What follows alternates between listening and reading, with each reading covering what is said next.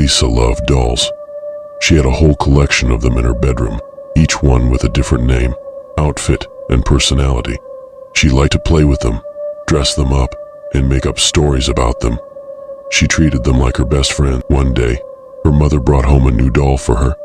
It was a gift from her aunt, who had found it at an antique shop. The doll was old and worn, with cracked porcelain skin, faded blue eyes, and curly brunette hair. She wore a yellow dress with lace and ribbons, and a matching bonnet. She had a name tag around her neck that said Susie. Isn't she beautiful? Lisa's mother said, "She's a rare and valuable doll." Your aunt said she's over 100 years old. Lisa looked at the doll and felt her blood run cold. She didn't like the doll at all. She thought it was creepy and ugly. She didn't want to touch it, let alone play with it. Thank you, Mommy, but I don't want her. Lisa said. She scares me. Lisa's mother frowned. Don't be silly, Lisa. She's just a doll. She can't hurt you. Besides, your Aunt Jackie went through a lot of trouble to get her for you. You should give her a chance. Lisa didn't want to argue with her mother, so she nodded reluctantly. She took the doll and carried it to her bedroom. She put it on a shelf, away from her other dolls.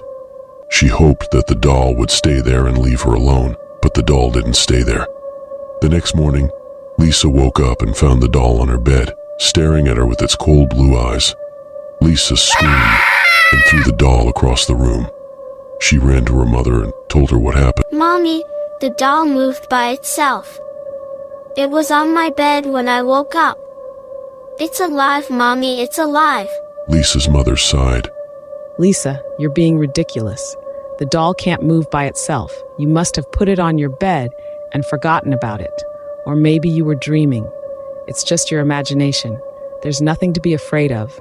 Lisa's mother took the doll and put it back on the shelf. She told her to calm down and get ready for school. Lisa obeyed, but she couldn't shake off the feeling that the doll was watching her. The next day, the same thing happened. Lisa woke up and found the doll on her bed, closer to her than before. She screamed and threw the doll off her bed. She ran to her mother and told her what happened. Mommy, the doll moved again. It was on my bed, closer to me. It's trying to get me, Mommy, it's trying to get me. Lisa's mother rolled her eyes. Lisa, you have to stop this, sweetheart. The doll can't move. I just don't understand. You need to stop this nonsense and get ready for school. Lisa looked her mom in the eyes. I'm not lying, I swear. I really don't like this doll, Mommy. It scares me, and if I keep it, it's going to get me, I know it. Tears began to stream down Lisa's face. She knew the doll was alive, and she knew it was evil.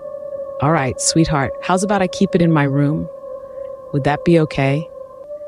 It can't get you if it's not in your room anymore. If Aunt Jackie asks, I'll tell her she's in my room because we didn't want her to get broken. Lisa felt a weight come off her chest. She could finally breathe again. She had been terrified for nights now. She grabbed her backpack and headed out to the bus. Lisa's mother took the doll and put her in her room on her dresser. She had to admit, after all of this fuss with Lisa, the doll did have an eerie look to her. It was like she was staring at you, smiling with her big eerie grin, following your every move. Lisa came home from school, and they had a normal evening.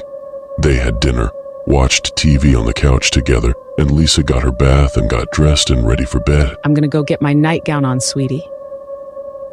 Go ahead and get in bed, and I'll be right in to tuck you in. Lisa nodded and went off to get in bed. Her mom went to her room to get changed. She opened the door to her bedroom and noticed the doll was gone off the dresser. Where did it go? I know I sat Susie right here. She whispered to herself.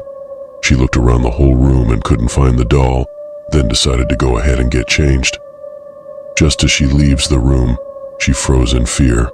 The doll, Susie, was sitting on her bed, her body facing the wall but her head twisted, turned around, staring straight at Lisa's mom. She grabbed the doll off her bed and put it back on her dresser, and immediately went to Lisa's room. Sweetie, did you go into Mommy's room and put Susie on my bed? Lisa sat up in bed, her eyes wide. No, Mommy, I didn't go in your room at all. I told you Susie is alive. She told me she wants me to come with her, to leave you. She said I'd have fun with her and her friends. Lisa's mom shuddered at what her little girl told her. She now feared the doll as well. At least the doll would be with her instead of her daughter, and she could keep an eye on the doll all night. Good night, sweetheart. I'll see you in the morning. She pulled Lisa's door shut. With Lisa sound asleep, her mother went off to bed. She drifted off into a deep sleep, her door shut, just her and the doll in the darkness. The next morning, Lisa's mom woke up. Her door was cracked open, but she knew she had shut it last night before going to sleep. Maybe Lisa had opened it. She looked over to her dresser. Susie was gone. She panicked and ran to Lisa's room. Lisa's door was cracked open, her mom trembling. She knew she had shut her door too. Her mother pushed the door open. It was Lisa. She was lying on her floor, pale and lifeless. She had deep cuts all over her body. The blood stained her pillow. Laying in her bed was the doll. It smiled wickedly. Hello, Mommy. Lisa's mine now. We will be together forever. Lisa's mother dropped to her knees, screaming. Her baby girl was gone. Now it's your turn to join us, forever and ever and ever.